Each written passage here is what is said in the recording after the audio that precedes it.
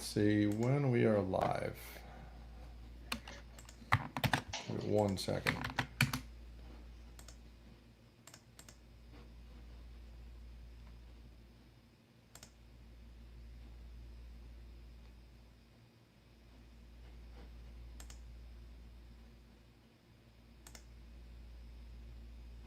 All right, so we are live on LinkedIn. Let me make sure everything's working. Give me 1 second. Yep, I just got the note from. You got the notification? Yeah, and I'm doing it from my phone so I can see the notification pop up. Oh, cool.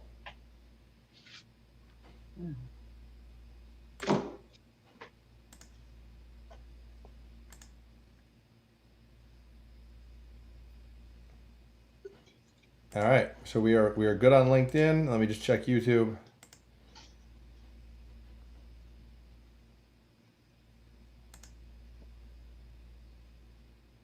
And we're good on YouTube. Do you want to share the link on LinkedIn with your followers? Do you want me to give you that so you can share it? No, I'll do it after the fact because it will be more of a pain for me to try to do it. Okay, yeah, and I shared it. I shared before. I think the same, just the YouTube, so that should be fine.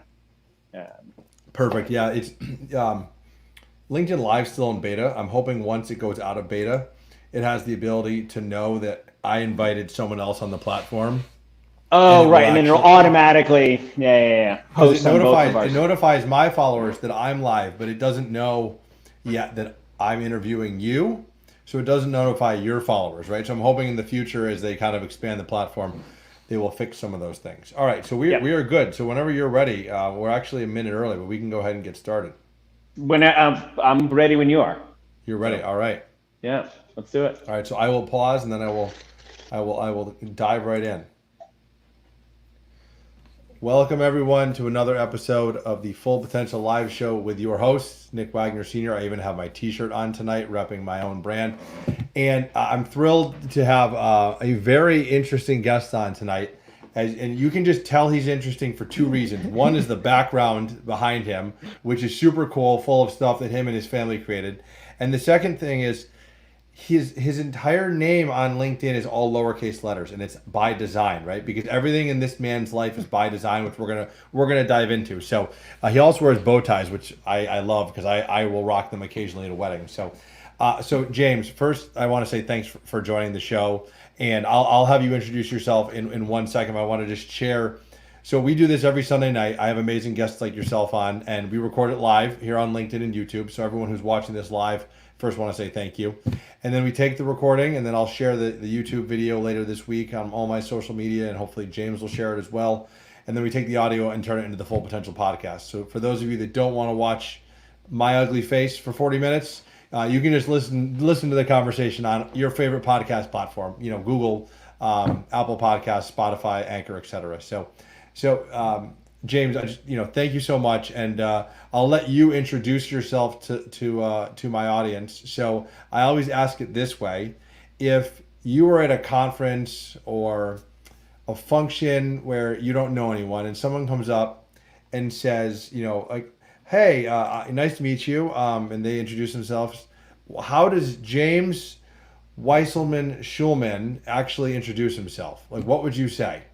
Sure. Well, Nick, thanks again for having me tonight. I'm really excited to get the chance to talk and share a little bit of the journey that I've been on and continue to be on.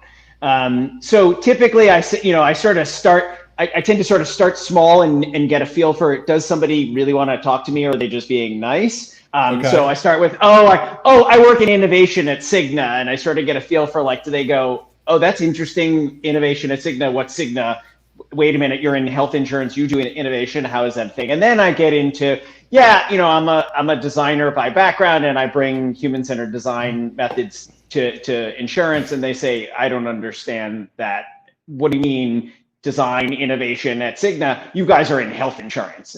And then typically it gets to, insurance is evil, and then I say, oh, thank you, I'll go have another drink. Or it's, that's super interesting, and I say, yeah, you know what? I've been able to really bring in, this different skill set, and we're in the process of trying to really bring humans into healthcare and make a difference to the work that I do and design a better future for healthcare. And that's where I start, and it goes from there. Very interesting. Yeah, and that's the James kind of let the cat out of the bag. So we know each other because we work at Cigna together.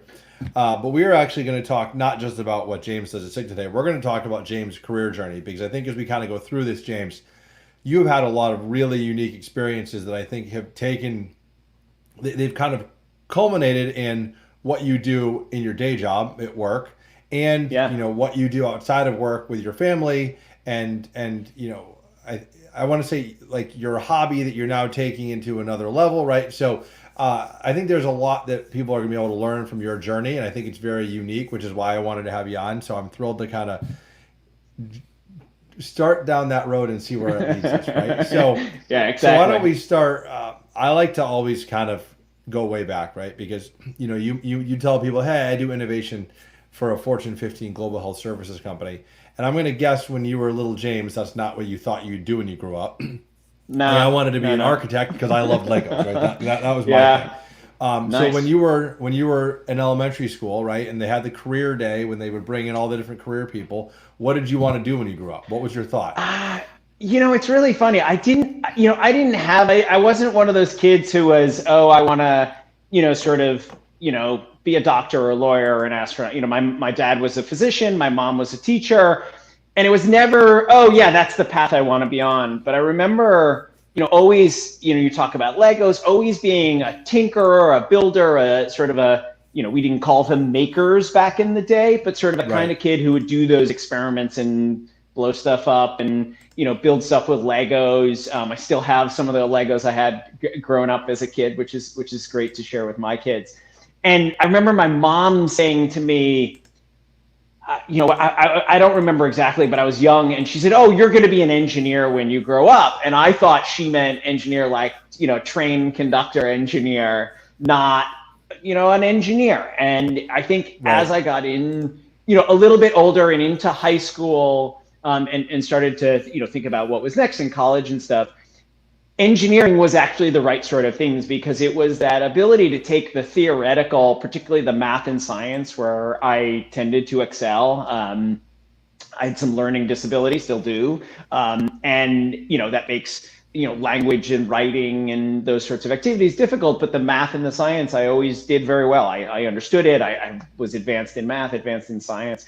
And it was one of those, like, yeah, this is a great way to apply that theory in a fun, creative way. I always had that sort of artistic touch. My mom did some art, did some other things. My brother actually went on to get both a bachelor and a master's in art, in sculpture. So, like, there's a little bit of that art in my background, in my training, and that's where I think engineering doesn't always, but can have a little of that creativity and that sort of fun exploration of concepts and ideas. And that's got me into that field. And so when I was applying to schools, I was like, yeah, I want to be, engineering makes sense. And I ended up, going, starting my journey in that path. Yeah. And I know you ended up, when I was looking at your LinkedIn, and before this, you ended up going for mechanical engineering at the University of Rochester. So I think so many times what we end up doing as a career is influenced by our parents, right? I mean, and right, wrong, or indifferent, right? And you mentioned your father was a physician, but you didn't go that path. Did you do any jobs or internships before college that led you to this path of mechanical engineering? Like, did you get to try anything, like, ahead of just taking this leap and becoming a mechanical engineering major? I don't think I did. It's really funny. In throughout high school, up to high school and into high school, a lot of my summers were spent actually in the out of doors. I grew up out on the East Coast, outside Boston, and I went to camp in Maine, as is often the case for people in New England. And, for me, I had the sports side of it. I was an athlete, played a couple sports in high school, but I also was into outdoors.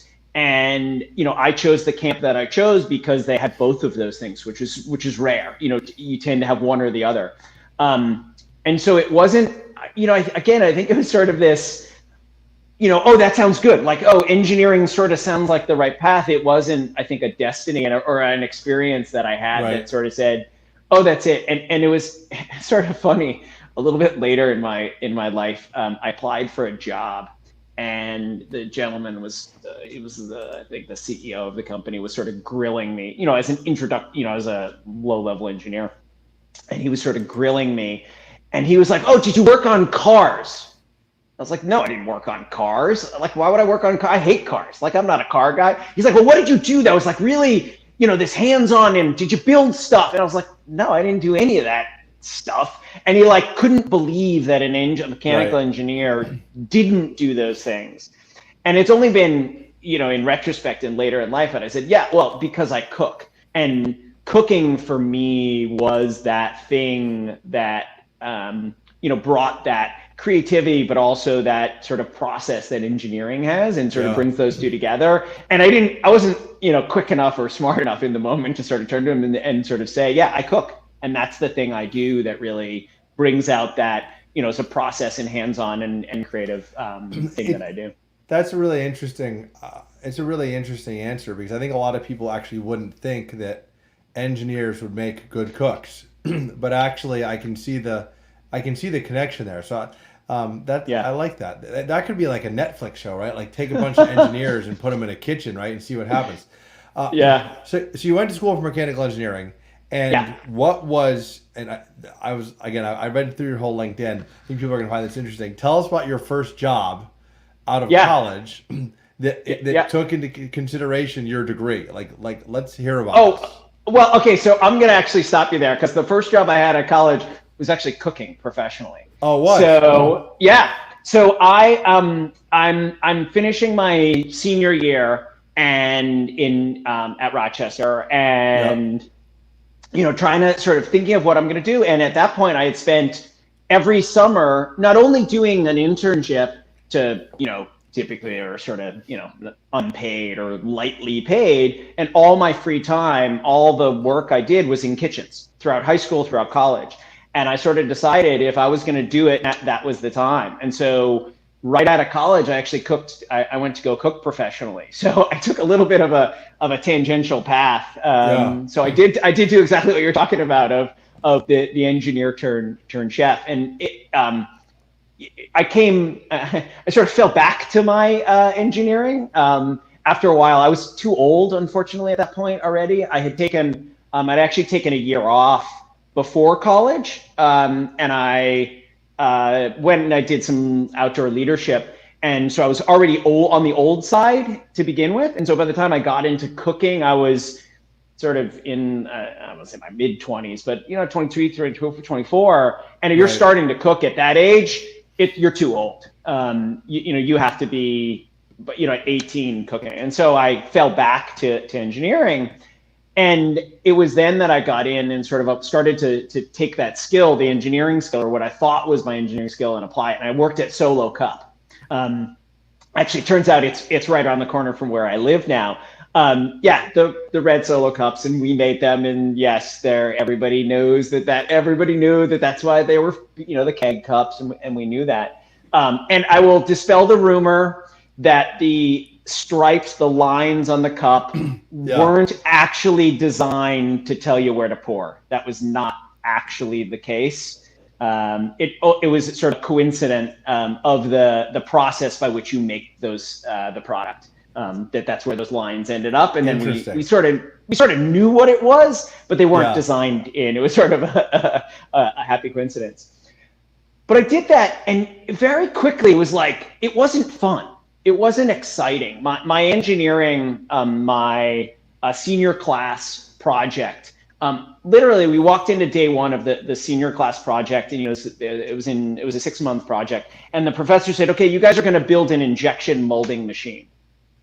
And we said, great, sounds awesome. Okay, we have 6 months to do it. What's an injection molding machine? And we had no idea what we were doing, and we had never really applied the skills and never really done anything, because it was a very our training was very theoretical, not very technical. Right.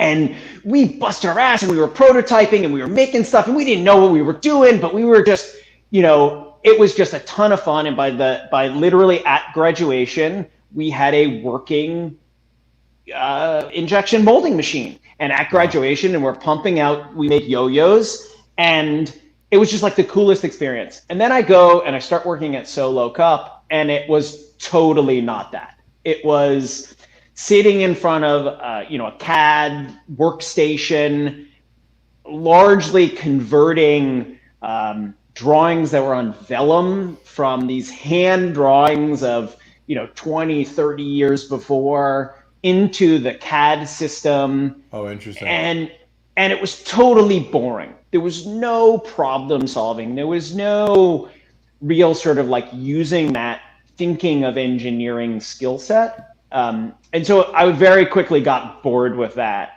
And luckily, sort of was able to sort of make some opportunities in that environment because we were building a lab within the engineering department.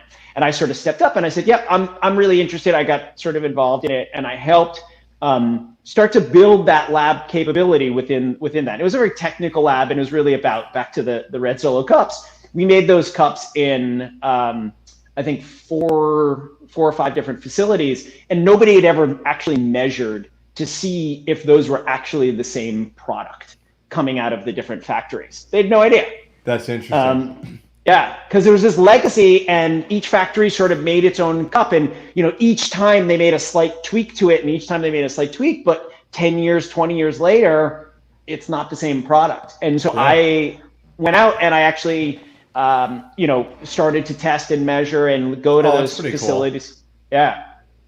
So it's really cool. Got me a lot of cool exposure, again, out of sitting in front of a CAD terminal. I got to learn a lot about testing and measurement and about statistics, sort of basic, I by no means am I a stats guy, but, basic statistics that you would use in an engineering environment to test, products, right? To say, hey, we're making these two products. Are they really the same, or are they different? Right. And in what ways are they different?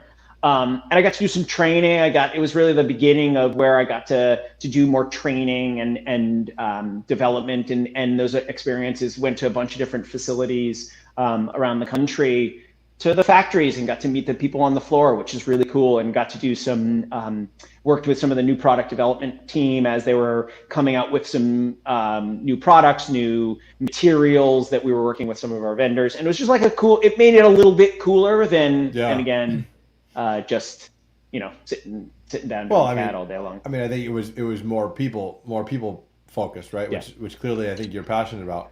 So, what was your big takeaway from that job at Solo Cup, and how did you pivot from there into your next role? Yeah, so I mean, I think I started to, and again, always in retrospect, it's easier to look at it now, but I think this idea of like standing up and sort of like asking to be involved in stuff like works, right? Like raising your hand and sort of saying like, hey, I'm going to try that thing. Oh, you're doing that thing? Oh, I can help. I'm going to raise my hand for this thing, and I don't know what I'm doing, but that's okay. And, I think it got me to do that and say, there are times when you're sort of in a funk or in a sort of in a mode where you're sort of plugging away, but you know what? Raise your hand. There's opportunities, and you can kind of start to make your own path in ways that you don't always think that you can. And that was really the first time that I think I was able to really sort of do that. And I think that's such powerful advice, no matter where you are in your career, because I always tell people, like you just said, the worst thing they say is no. Right. Okay. If you ask and they say no, they say no, right? But like if you hadn't said, hey, I'd love to be a part of this lab, you never would have the opportunity. So I love that, because I think many people are afraid to do what you just said. And I think if more people just kind of, because it's uncomfortable, right? People don't want to do something that's uncomfortable. They don't want to hear rejection, right? So that's what prevents them from making that leap. Yeah. And I think there's also the, sometimes you don't know what you're stepping into. Absolutely. And the unknown. And it's unknown. And it can be that opportunity to lean into that and say, yeah, you know what? I don't know what I'm doing, but you know what? Neither does anybody else around here. Right, and so that's okay. It's okay, and I'll learn as I go, and I'm going to screw some things up, and I'm going to make some mistakes, and it's, not about the mistakes that you make. It's about how you learn from that, and how do you grow, and how do you really sort of create those opportunities to learn and develop in what you're doing, and bring on new skill sets, take on new stuff that you don't know about. And I mean, innovation is really about failure, right? I mean, the reality is you're not innovating without failing. That's just, there's no way around it. So I think that's a great, I love that takeaway. So what was next? So Solo Cup, you got a lot out of that, but how did you move from there? So this is where I start to, I think what's interesting is the trajectories of my wife and I really get interesting. And this is really when it happened. So as I mentioned, I left engineering to go cook, and the deal at the time was, my wife was my girlfriend at the time. She was going to get a PhD in psychology, and I said, "I'll go wherever you go, wherever you get into school. I'll go. I'll move. I can cook because it's easy." And it turns out we end up in Chicago. She ends up at the University of Chicago, and she very quickly sort of realized in her path, academia wasn't for her. She didn't want to teach. She'd want to be a researcher. She liked aspects of it, but she wasn't going to go down that route with a PhD, although she continued and ended up getting her PhD. And early on, a gentleman who had been at U of C had come back to give a talk about what you can do with a PhD if you don't go into academia. This guy by the name of Rick Robinson. And Rick is really a pioneer in the field of human-centered design. He had started this company with a couple other people that really brought together multidisciplinary consulting approach. What we would now sort of think of as design thinking or a design consultancy. Right. And they were one of the first firms. This was in the mid '90s already. So wow. Quite a long time ago. And so my wife fell in love with that. She said, "That's where I have to work." And she started there, and she started working on projects where there were, she's a researcher. There were, people with business backgrounds and engineering backgrounds and industrial design backgrounds and communication design backgrounds. And they bring these multidisciplinary, consulting teams together. And for me, that was like, oh my God, that's what I want to do. And there was a gentleman there who had a similar path to me, had been in engineering, sort of fell out of it, and then went to grad school at the Institute of Design in Chicago. And I said, that's what I have to do. Like, I love this idea of this, human-centered design world. Perfect. That's what I want to do. And then life got in the way, and we ended up relocating. I left my job at Solo Cup, and we ended up relocating to Boston, where I'm from. But my wife had this opportunity. We said, great, fine, we'll move. We don't care. Like, we'll though we had been in Chicago, we loved Chicago. We said, you know what, we'll give it a try. And we moved to Boston, and I didn't sort of land a professional job, but I worked in a hardware store, actually a high-end woodworking shop called Rockler. So I learned a lot about woodworking while I was there, which is now coming in handy. And shortly thereafter, my wife says, you know what, as part of her research for her dissertation, we got to go to Spain. And that was where her research was going to be conducted. And her lab advisor had a big grant to help pay for it. And we said, great, let's pick up and move to Spain. Yeah. And we picked up and we moved to Spain. And so I wasn't working again at that time, so it was fine. And I taught English in Spain, which is hilarious if you know me. But it was really a chance for us to just, again, experience something new. We had no idea what we were doing. Right. And this was, we moved a week before 9/11. Wow. So a very different world at that time. I mean, technologically speaking, there was no high-speed internet. There was no cell phones. There was no, I don't think there was LinkedIn. There was no YouTube. There was no picking up the phone and call people. There was no WhatsApp. And we went there and we had a great time, and we really fell in love with Spain. And it was while I was there that I actually applied to grad school while I was in Spain.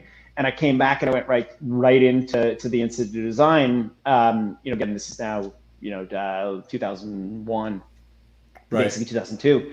And that really sort of took that, from a career, really sort of, made that change in the trajectory that I was on from that Yeah. engineering path to a human-centered design path. And so, I always, I think you know this, right? Like, there's many people in the United States that don't have a bachelor's degree, right? And there's even fewer people that have, a master's degree or a PhD. So what was the driving force for you to go back to school for design, right? Because you already had a 4-year degree in mechanical engineering, which most people would think is like, well, this is fantastic. Like, go get a job in Yeah. mechanical engineering. What was that? Why did you know you had to do that? Because Yeah. that's a big step for people going back to school. It was. And I think, as I mentioned, my mom was a teacher. My dad's a physician. And I think ingrained in us was this, what we would now call growth mindset, right? Right. Or, always learning. It's related to growth mindset, but it's this Yeah. like constantly learning, right? This idea of always taking on new stuff and expanding your, what you do and how you work. And I think for me, it was just, I didn't say, oh, I knew I was going to go to grad school, but it was a path that I kind of made sense, particularly also, as I said, as I was making this transition from engineering into design. And I knew that it was a way to get a foot in the door in a way that I might not have been able to do as an engineer. But to really sort of make a big leap forward in the direction that I wanted to go. Once I really said, yeah, I want to be a designer. I want to take the skills I have and the experiences I have, but apply them in a slightly different way. And it just made sense. And again, at the time, my wife was still in school. She was trying to remember exactly the timeline, but she had been in school for a while. She was still in grad school, so it was like very comfortable to have Right. that academic sort of environment and the learning environment. And it's something that I think I hope I continue to do. I try to constantly learn stuff and take on new skills and apply, what I'm learning. And to your point, fail at a lot of stuff, but constantly learn and grow and develop because I think it's important. So let me ask this, because Yeah. is someone who's already an engineer, right? And now you're going to go to school for product design, which it sounds like it actually makes a lot of sense, right? Like, okay, this mechanical engineer, you already clearly had like a design, angle that you kind of thought that way, right? You had that design mind. Yep. When you went to school, like what were you ecstatic? Was it fun? Was it everything you thought it was? Was it frustrating? Like, what was it like? Yeah, all of the above. All of the above, yeah, yeah, Yeah, I think it was. I think it was. I think I really leaned into it, and it was a great experience. I loved, the stuff the stuff we were working on and the projects I got to do and the ability to apply stuff. And I got, human-centered design is really the way to sort of think about it. Is it's rooted in kind of three elements. It's there's sort of the design side of it, industrial design, communication design, engineering to some right, degree, the making of the stuff, simplicity. And then there's the human side of it, right? Which is the social science, the psychology, the sociology pieces of it now, the behavioral economics, right? Which grew out of behavioral economics, grew out of psychology, right? Was, Kahneman and Tversky, right? Were psychologists. And then business, right? Where it's, okay, don't just make stuff that's cool looking and don't just pay attention to what people, the way they behave and what their goals and needs and aspirations are, but actually make it in a way that can drive business forward. And yeah, that, for me, it was just really exciting to kind of bring those things. And again, having some exposure of the psychology from my wife, who, has a PhD in psychology. So I got, to experience some of that through her, right, and yeah. then the engineering, and then to learn some of the business stuff, which once you're working, you get bits and pieces of it, and then to sort of bring that together to really sort of think about, okay, how do we make stuff that people want that you can make money doing? And that just was really, really exciting and fun No, work I throughout. think that's a good. I think that's a good way of describing it, because I think the it's that culmination of all these different, I guess, worlds right into one place. Yeah, And you went to, I think you went to the IIT Institute of Design, which I think is one of the best design schools, I think, in the yeah. world, if I'm not mistaken. So what I mean, you go back to school. What are your plans after school? I mean, did you know what you wanted to do, or you were kind of thinking this will open up doors and we'll see what happens? Yeah, no, again, it's a recurring theme here. I didn't have I don't think I've ever had a like, oh, this strong, I want to work at company XYZ or I want to do this thing. I think it was more, hey, look, I have this engineering background, which is unique. There were, in my class, there were a handful of us with engineering, but it wasn't a ton. So I have that background. I'm learning this design stuff. What do I want to do? I got lucky in a sense because at the time I got to work at Dyson and they had been in the United States for a little bit and were opening up an office in Chicago. And They were really expanding into these markets. They'd been in the US for some time, but it was starting to be really a big market for them. And actually, while I worked there, the US became their largest sales market, which was sort of cool. And so they were building out these engineering teams outside of the main office, which is in Malmesbury. It's sort of in the West Country in England. And so they said, yep, we're going to put design teams throughout the globe in our key markets in Central Europe, in Italy, in Japan, in the United States. And it was really exciting because I got to go there, which is a company that is very rooted in engineering and in engineering philosophy. And they live and breathe it. And, I work with some of the most unbelievably talented engineers and designers there. They were, amazingly passionate and amazingly gifted, problem solvers and thinkers in a very, technical engineering way. And it was great because I could say, look, you're coming into this market in the US, you don't know anything about these people. Right? You don't know who your users are, what the market looks like. Most of your designers are, young 20-year-olds who are, from the UK. What do they know about what it's like for, someone in the United States who, lives in a, couple thousand square foot house in the suburbs who's buying your products? And it was this great opportunity to work there and bring this new skill set that they didn't necessarily have because they weren't, they're not rooted in the psychology, but they're rooted in the engineering side. They're not necessarily rooted in that sort of psychology side and the human side to the work that they do. That must have been really cool to be, because as you said, they were an established brand in the UK, but it must have been really cool to kind of watch them grow. And I think most people watching or listening to this know Dyson, but in 2005 that probably wasn't the case. Yeah, no, they were this obscure high-end vacuum cleaner that I think at the time what we're just getting into the major retail.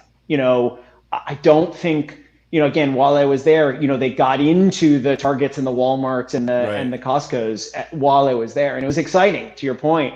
It was also exciting because I got to work on stuff that wasn't vacuum cleaners. A number of projects that I got to explore were other initiatives. Turns out none of them came to fruition, but it was cool because I wasn't just, we're building the next vacuum for the US market. It was, hey, we see other opportunities for other products that we can start to bring into the market in the US. And it was really cool to get to do that. And my partner, I had a guy who I worked with, a partner in crime, and he's an amazingly talented engineer, and we have stayed close ever since because we worked so close together. It was basically the two of us in a room, trying stuff out and working on stuff ever since, sort of since then.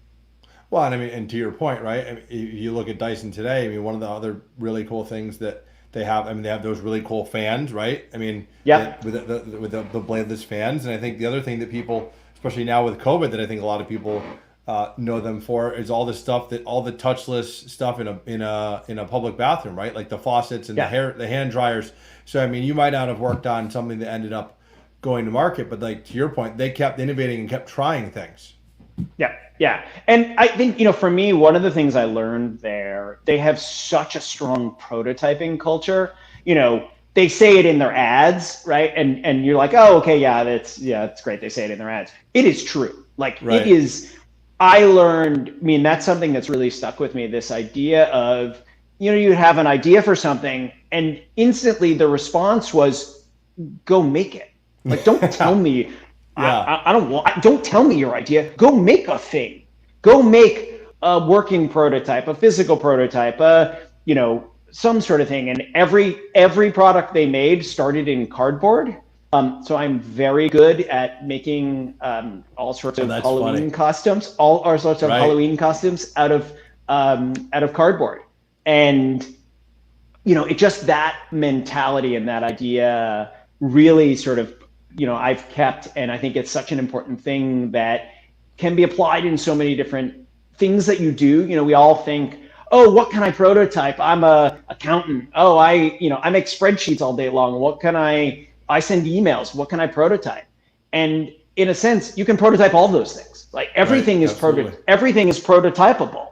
You make a form, you make a presentation, you make a email. Try two different ways to make the same Exactly. email, and see what Yeah. happens, and talk to your users, engage with your users, Well, and that just stuck. it's just funny. I mean, and clearly this is in your blood, but like what you just mentioned, right? That in its simplest form is innovation. I know people don't think of it that way, right? But that really Yeah, is, that is innovating, right? I mean, to your exact point. So let's talk about the big shift, yeah, because you leave Dyson, which a lot of people yeah, would probably say, "I can't believe you left Dyson," right? Because yeah, yeah. it's to your point, right? I mean, they're growing, they're becoming this really like well known brand, and you decide to go work for yourself. Yeah, well, I wouldn't say it was actually by choice, but it was I think it was, being in that world, being in the design space, there is something about the freedom, right, that comes from going off on your own and doing stuff and getting exposure to all sorts of different industries, right? When you're working at a big corporate, even at Tyson, which is cool and innovative, like, all you're working on is the stuff they want to work on. And that's a Yeah, really narrow, right? right. Yeah, of It's course. vacuum cleaners or hand dryers or whatever. And so it was a really great experience for me to get to go and work with all sorts of different people in all sorts of different environments. And things that were more product oriented, things that were more consumer good oriented, CPGs, some food stuff, which obviously I love. Also some more services, to sort of my first exposure into really sort of more service design kinds of things, where it's not the companies aren't selling a product Yeah. that you touch and feel, but it's what's the experience that you have with that company, and what are they selling you, the kinds of services that you're selling you. And I think that really showed me that the skills that I had built up, right, as we had talked about, the engineering skills from Solo Cup, and the travel, and the sort of throwing everything to the wind skills, and then at Dyson the prototyping skills. Yeah, these really apply everywhere. Yeah, There's no exactly. particular industry where you can't bring this mindset and this way of doing and this way of problem solving. And it really, I think, changed for me that perspective of, yeah, everybody can have the potential to do it. I don't want to say everybody should innovate, everybody can innovate, everybody can design, but there's a potential to bring that thinking and that mindset really in any industry across the board. And that was really exciting, to get to experience that and see it, and learn from all these different experiences. So when you went off, and on LinkedIn it says you were a strategy and research consultant.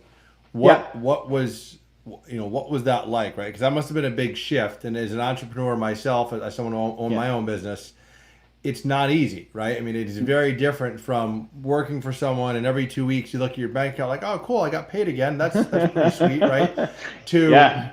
like, I know you're good at design and engineering, but now you got to be good at sales to get the Yeah. business to be work for yourself. So how was that? How was that different? And did you end? I mean, you did Yeah. it for over 6 years, so clearly you probably liked it. But what did you like and what did you not like about that? Yeah, I mean, I think I like I like the freedom, I like the flexibility, as I mentioned. I like the ability to work in all sorts of different industries. I Right. got to work with a lot of my friends, who were in different companies, whether they were consultants and they needed, extra hands on deck, or whether they were, at corporations who needed particular skills, brought into their organization. And so, the fun of that, again, the excitement of working on different stuff, and different projects in different environments with different teams, but as you said, Nick, right, it's hard. You do have to Yes, spend it a is. lot of time sort of selling yourself and get a lot of rejections or a lot of like, oh, it's going to happen next week. And then next week Right. comes and, oh, I'll talk to you next week. And next week comes and, oh, give me 2 weeks. And some of that, I think you sort of learn a lot of patience, a lot of being able to kind of, okay, I'll wait. I can let things happen. But it's sort of an anxious time when you don't have that, regular paycheck and you don't know where it's coming. And it's a feast or famine, right? Sort of model that can take its toll. At the time I was lucky. You know, my wife was working full time. We were, had sort of a stable environment. My kids were young. I got to spend a lot of time with my kids. So I enjoyed that, but it was hard at times. There'd be big lulls where just sort of nothing was happening. And then again, when it would rain, there'd be, 2, 3 projects simultaneously and I'm running around like a crazy person. So it was Yeah. hard. That up and down, that ebb and flow was difficult. I think emotionally and then on the family as well. To get And used I to. think it's interesting because being an entrepreneur is not for everyone. I know a lot of people think it's this most glamorous, amazing thing. And look, I think there's great things about it, like you said. I think there's not so great things about it, right? I mean, you have to, Yeah. and I think to your point, it worked for you in that time of your life, right? But Yeah. it might not work for everyone at all times in their life. So I think that's a great point. So what Yeah. made you? What was the driving force in that real like critical junction where you decided, you know what, I'm gonna go back to, working for someone, and because you've been at Cigna for almost 7 years now, so clearly something's going well, right? So Yeah, I don't. I'm not sure. I'm not sure what's going right, but yeah, I'll take it. so Yeah. so what was the ultimate decision point that you had to make to go back to work for someone? Yeah, I think it was that sort of trade-off. I think as we've been discussing this, you know, a little bit of stability is a good thing. Right. And my kids were getting, older, and it was sort of a look, the idea of not having to go chase where my next paycheck comes from, um, even if it's maybe not the most exciting thing all the time. And I'm not saying that my job is that way because I do really Yeah. love what I do. But it was one of those trade-offs that I said, you know what, a little bit of stability is worth it. And when I was looking, I was looking for the kind of environment, and again, I think I got really lucky, sort of the way that it panned out, where I wanted to work on a new team. So I got to bring in new thinking and new skill set, and it wasn't a well-established organization that I could, we were trying to figure it out as we go, as we talked about, there isn't an answer. So go make one up, go figure it out, go test it out, try out the methods and the tools and the practice. And there was the freedom and the flexibility within that sort of that organization, that within that innovation team, but there was structure around it, and that Right. Yeah. I think for me has been a constant at Cigna, through my 7 years here. That it's always been that way. I've had a ton of freedom within my team. And as I interact with lots of people, and we work together, and that ability to kind of go do stuff and take things on and experiment and try and do it, and have that leadership again within the organizations that I've worked, to be able to go do that stuff and practice stuff and try stuff, but do it in a safe environment where, when things go wrong, and it's okay. You're not going to lose your job, or you're not going to worry about not getting the call back for the next job if things don't go well. You'll learn from it and you'll grow from it, and you'll get the next try. And we've been able to do that, and so it's been really a reward. Ever since, it's been this really rewarding journey. Very surprising, to be honest. So I think you bring up a great point, which I think a lot of people I think don't realize is you can be entrepreneurial in very large corporations. I know that's like a Yeah. crazy idea to say out loud, right? But it really is true. And I mean, I think I do that in HR as an example. I did that when I was in IT. You're doing that in the roles that you've been in. And I think what people don't realize is that, we're recovering entrepreneurs is what I would call us, right?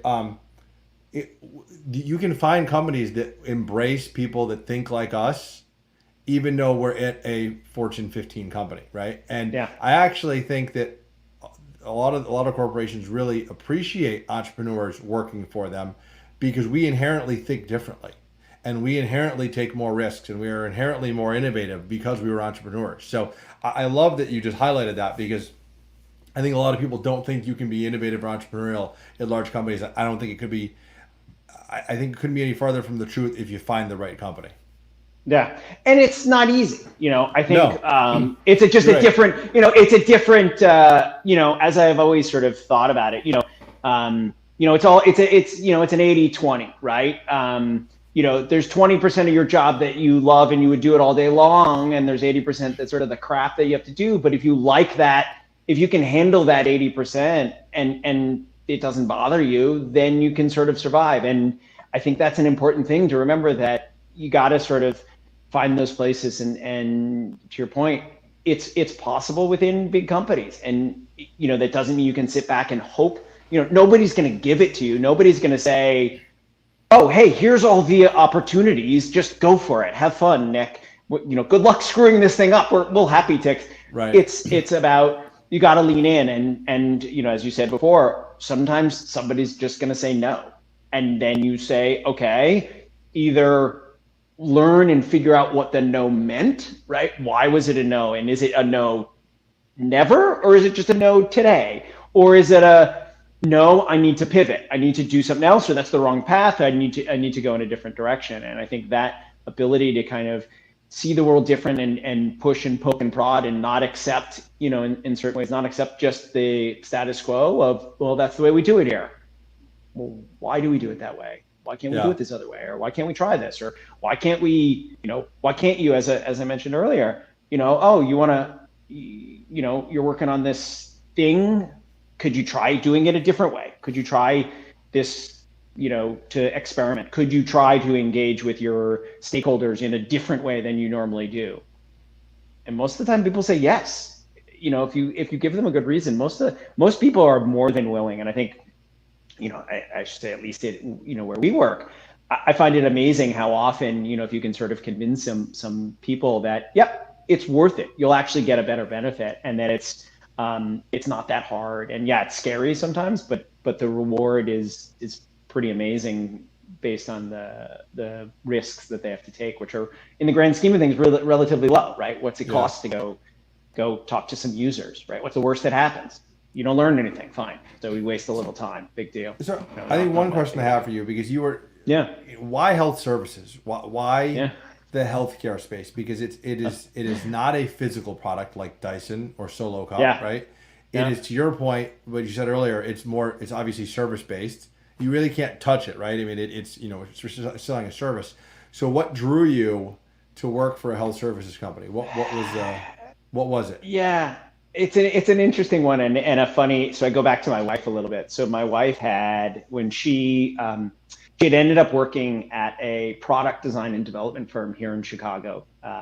Shout out Inside Product Development, awesome firm, and they did a ton of medical product design, implantables and devices and CPAP machines and beds and all this crazy. They had a wall. I remember they had a wall in their office of all these patents they had. It was amazing. Cool. Unbelievable designers and engineers and researchers. And, she'd be like, oh yeah, I'm going to watch this, guy get a, heart implant device next week to go spend half a day in a hospital. I was like, no, thank you. I am not interested in spending that time. I joked, I don't like sick people. I don't want to be near them. I'm happy to not go in a hospital.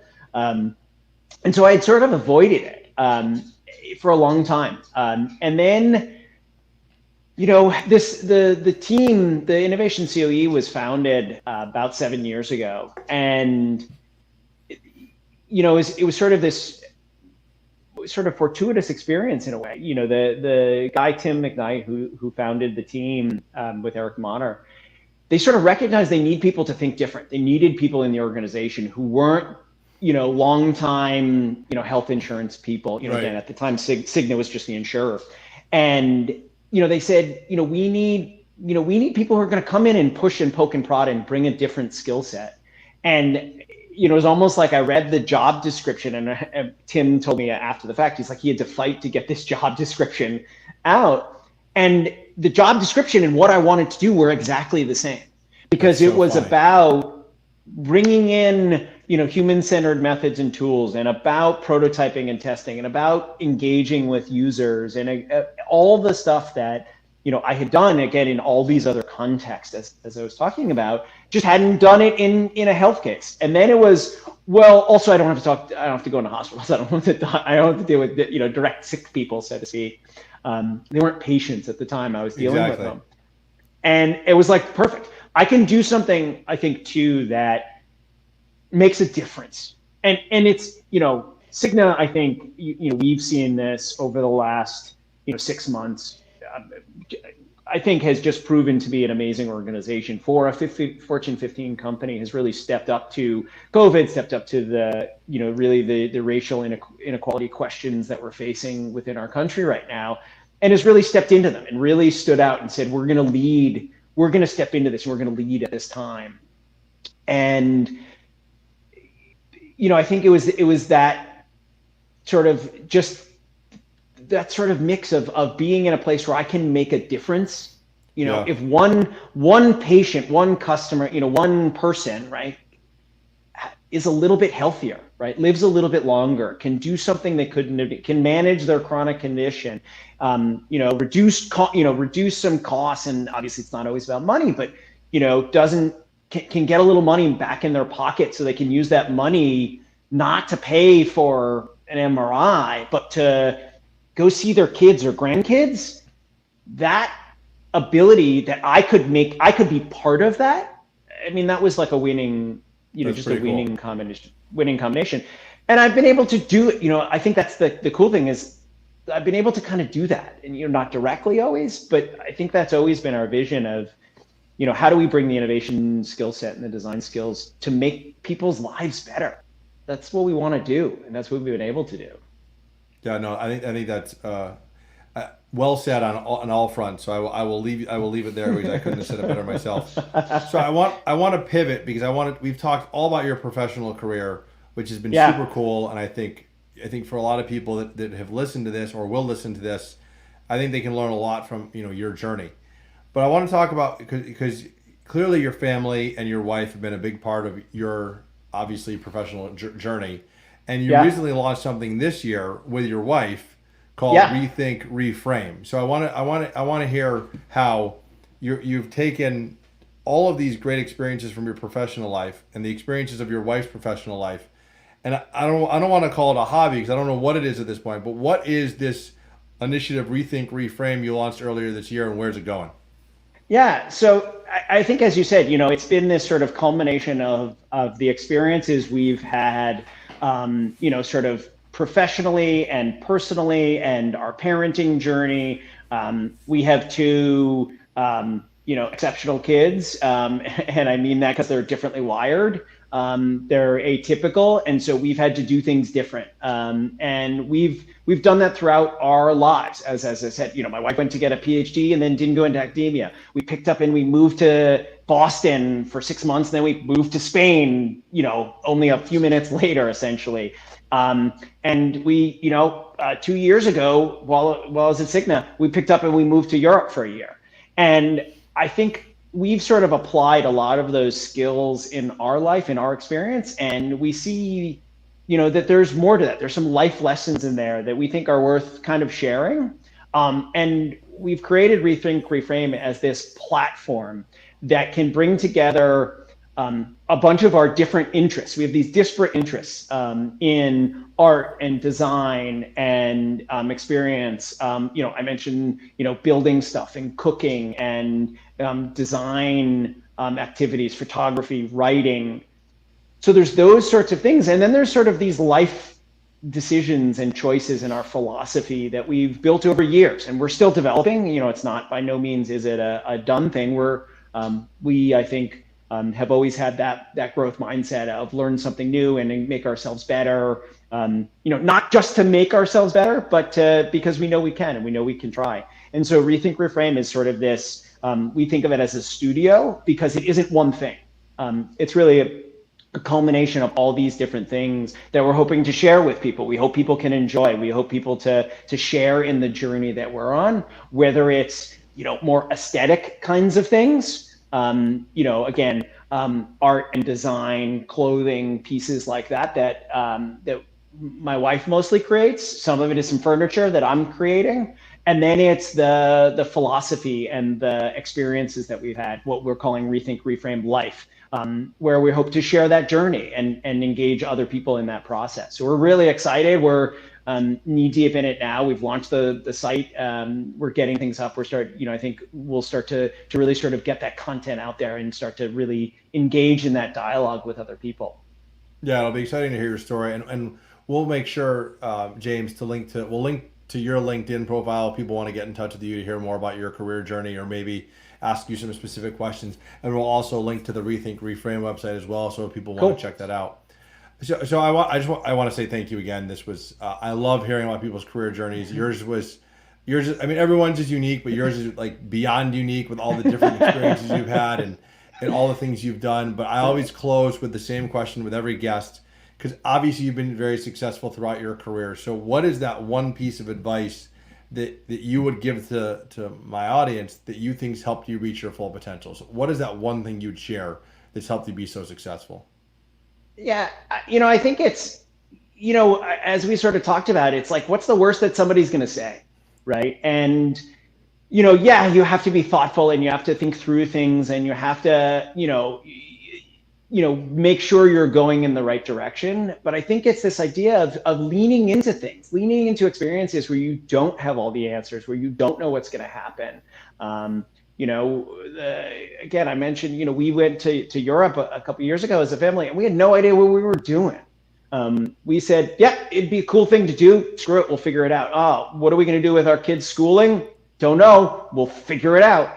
And I think so often we get stuck in, oh, I can't do that. Why not? What's going to happen? Why not? Why not sort of say yes and then figure it out? And I think it's an easy thing to just say no, or I can't do it, or that's the way it is, instead of saying, yeah, no, I should do that. I can try that. And again, you might get a no, but that no can really become a reflection point and say, well, why is it a no? Is it a real no, or is it just an easy no? And then go back and push and poke and prod and say, okay, yeah, no, that's a real no. Fine, I'll go in a different direction. Or no, it wasn't a real no. It was a not now, or it was a come back when you know more. And those are those learning experiences, and those are the life lessons that I think that you can sort of take with you and grow from.